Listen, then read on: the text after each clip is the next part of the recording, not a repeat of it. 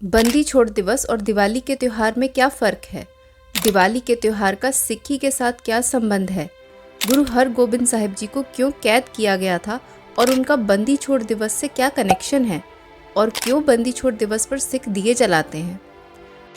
आज हम इस वीडियो में बंदी छोड़ दिवस के इतिहास के बारे में बात करेंगे, लेकिन उससे पहले ये जानना बहुत ज़रूरी है कि गुरु हरगोबिंद साहिब जी को कैद में क्यों रखा गया था।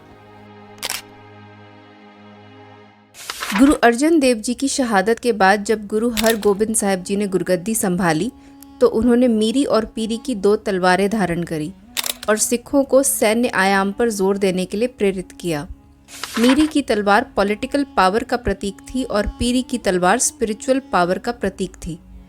श्री हरमंदिर साहिब के सामने श्री अकाल तख्त साहिब का निर्माण किया और अमृतसर में लोहगढ़ का किला बनाया। जब लाहौर के नवाब मुर्तज़ा खान ने सिखों की बढ़ती एक्टिविटीज़ को देखा तो उसने मुग़ल बादशाह जहांगीर को इसकी जानकारी दी। उसने गलत तरीके से ये भी कहा कि सिख गुरु अपने पिता के ऊपर हुए अत्याचार और शहीदी का बदला लेने की तैयारी कर रहे हैं। यह सुनकर जहांगीर ने वज़ीर खान और कासिम बेग को अमृतसर भेजा गुरु हरगोबिंद साहिब जी को गिरफ्तार करने के लिए। लेकिन वज़ीर खान, जो गुरु साहिब का प्रशंसक था, उसने उन्हें गिरफ्तार करने की जगह उनसे दिल्ली चलने की विनती की और कहा कि जहांगीर उनसे मिलना चाहता है। गुरु साहब ने निमंत्रण स्वीकार किया और जल्द ही दिल्ली पहुंचे। जब पहली बार जहांगीर ने गुरु हरगोबिंद साहब जी को देखा तो उसे गुरु साहब की पर्सनालिटी बहुत अपील की। जहांगीर ने गुरु हरगोबिंद जी से पूछा कि हिंदू धर्म बेहतर है या मुस्लिम धर्म। गुरु साहब ने भगत कबीर जी की कुछ पंक्तियाँ सुनाई, जिसे सुनकर जहांगीर बहुत इम्प्रेस हुआ।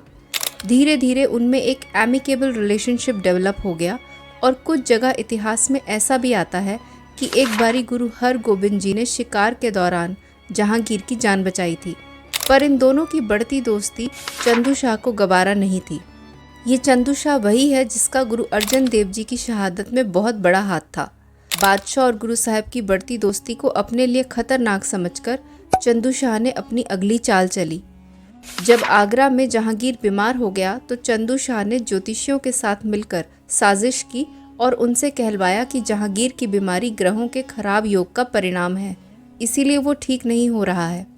जहांगीर को बताया गया कि उनकी बीमारी सिर्फ तब ठीक हो सकती है जब कोई रूहानी व्यक्ति ग्वालियर के किले में जाकर वहाँ उनके लिए अरदास करे।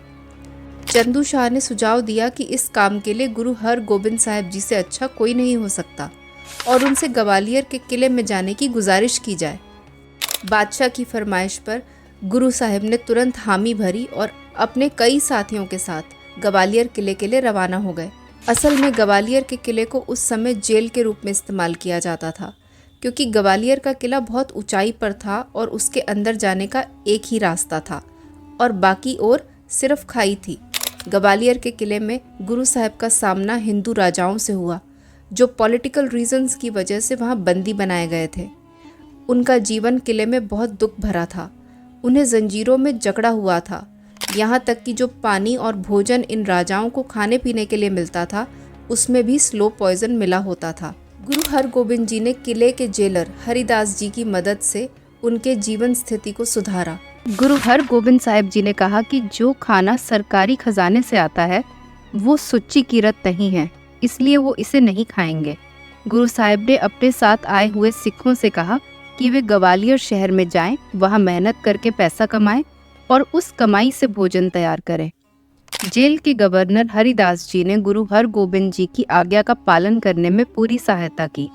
धीरे धीरे बाकी राजाओं को भी इन्हीं सिखों द्वारा बना हुआ भोजन दिया जाने लगा। अब किले का माहौल खुशनुमा होने लगा था। सभी राजा जल्द ही गुरु हरगोबिंद जी के रोजाना नित्य में शामिल होने लगे। चंदू शाह को इस बात का पता नहीं था कि हरिदास जी गुरु नानक जी के सिख थे। जब चंदू शाह ने हरिदास को गुरु हरगोबिंद जी को जहर देने को कहा तो हरिदास ने तुरंत वह पत्र गुरु साहब के सामने रख दिया था।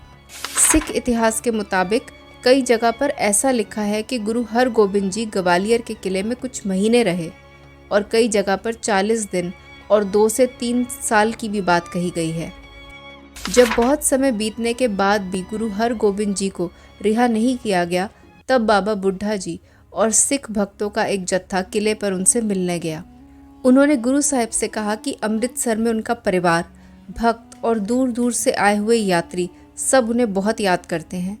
सब इस बात से चिंतित थे कि कहीं उनके गुरु कभी रिहा ही ना हो पाए तो। गुरु हरगोबिंद जी ने उन्हें आश्वासन दिया कि चिंता ना करो, मैं जल्द ही तुम्हारे पास वापस लौट आऊँगा। इस दौरान साईं मियाँ मीर जी, जो एक प्रसिद्ध सूफी संत थे और गुरु अर्जन देव जी के मित्र भी थे, जहांगीर के दरबार में पहुँचे और गुरु हरगोबिंद जी को रिहा करने का अनुरोध किया।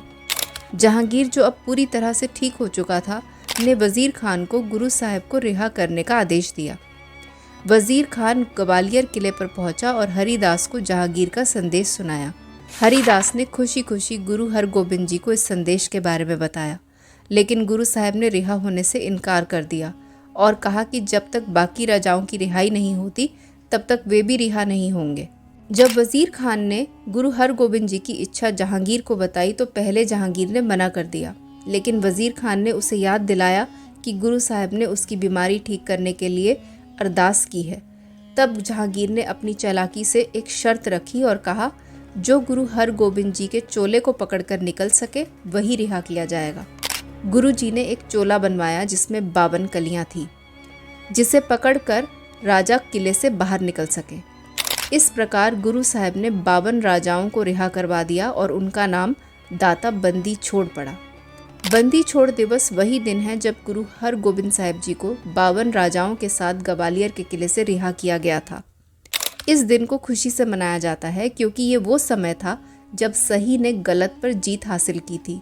बंदी छोड़ दिवस और दिवाली अलग अलग त्योहार हैं, लेकिन आम तौर पर दोनों को एक ही दिन पे मनाया जाता है, इसलिए लोग अक्सर इन्हें एक ही समझते हैं।